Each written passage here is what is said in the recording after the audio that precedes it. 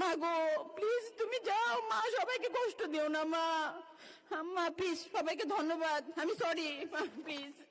আমি আজকে 12টা বছর ধরে একটা দিনের জন্য অপেক্ষা করেছি।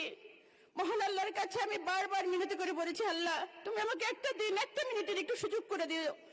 জনাব তারেক রহমান স্যারের সাথে আমি কিছু কথা বলবো। আমার ভাই মোহাম্মদ মাজহারুল ইসলাম রাসেল, সে জগন্নাথ বিশ্ববিদ্যালয়ের ছাত্র দলের নেতা ছিলেন। 2013 সালে 4 ডিসেম্বর বসুন্ধরা আবাসিক এলাকা থেকে সুমন ভাইয়ের সাথে গুম হয়ে যায়। সে শুধু তার নেতাকে বাঁচাতে চেয়েছিল। ওকে যখন মেটাল রড দিয়ে পিটাতে পিটাতে মাটিতে ফেলে দিচ্ছিল, বলতেছিল সুমন কোনটা বল, সুমন কোনটা বল। ও মার খেয়ে পরে মাটিতে লুটে পড়ে বলে নাই এই যে সুমন।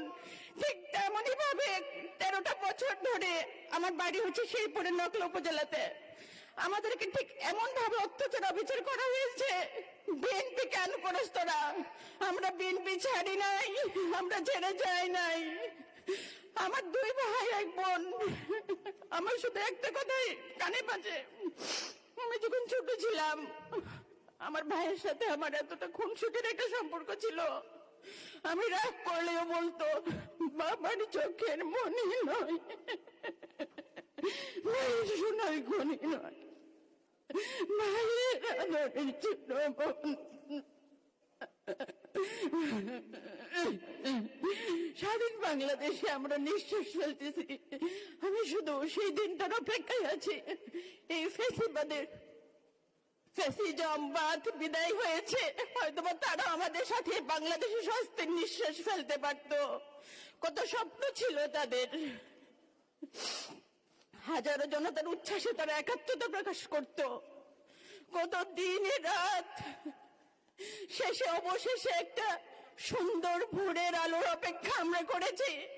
আমার ভাইয়ের দরজার কড়া নাড়ার শব্দে আমাদের ভিতরে সমস্ত নীরবতা ভেঙে খান খান হয়ে যাবে, কিন্তু ভাঙেনি সেই নীরবতা।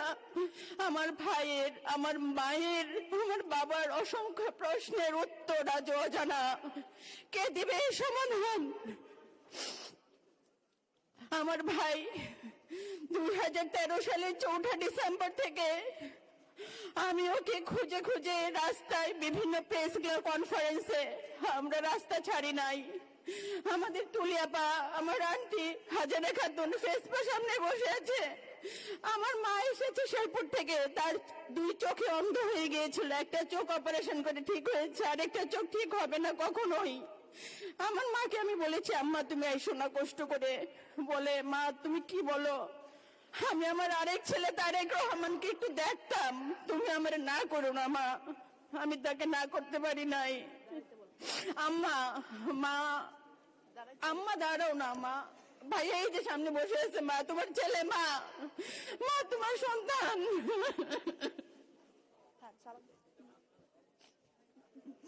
আমি তারেক রহমান ভাইয়ার কাছে কিচ্ছু চাই না ভাইয়া, শুধু আমার ভাইয়ের ঘুমের বিচারটা ভাইয়া আপনি করবেন ভাইয়া।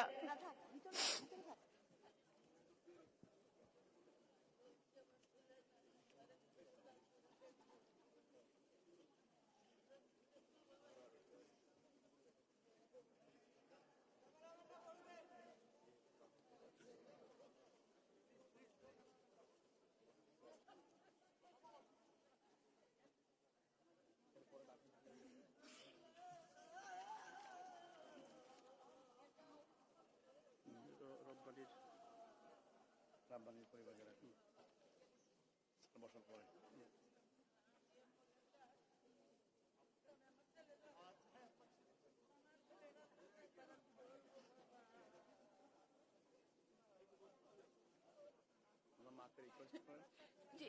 মা, মা গো প্লিজ তুমি যাও, মা সবাইকে কষ্ট দিও না মা। মা প্লিজ, সবাইকে ধন্যবাদ, আমি সরি মা প্লিজ।